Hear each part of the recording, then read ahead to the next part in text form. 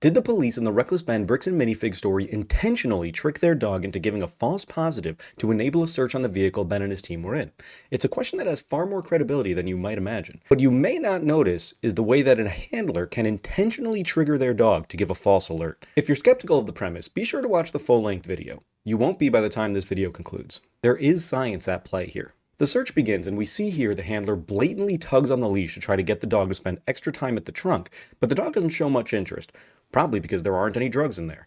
The dog seems to remember that pull as it jumps on the car the next time it returns to that spot. Unfortunately for the officer, the dog doesn't give him the signal that will constitute probable cause, so he'll have to try this tactic again elsewhere.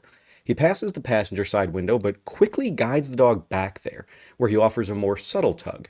It's a little harder to see, so I'll slow it down, but if you look closely, you can see the tension on the lead as the handler tries to stop the dog at the passenger side window. The dog responds to this by looking at the window, at which point the handler brings his hand closer to the dog, which releases the tension on the leash and thus sends the message to the dog that it's doing the right thing. The dog doesn't actually detect anything anyway, so it keeps moving, but the next time the dog is brought back to the window, it then jumps up, repeating the pattern of the first time when it got pulled by the trunk.